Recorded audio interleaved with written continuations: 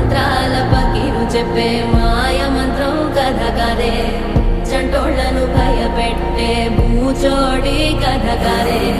తాత ముత్తాతమ్మల భూతాల కథ కదే విక్రమాదిత్యుడు చెప్పిన వేదాళుడి కథ కదే దీపము నుండి దెయ్యం వచ్చే అల్లావుద్దీన్ కథ కాదే ఇది ముడత చర్మం ముసలి చెప్పే కథ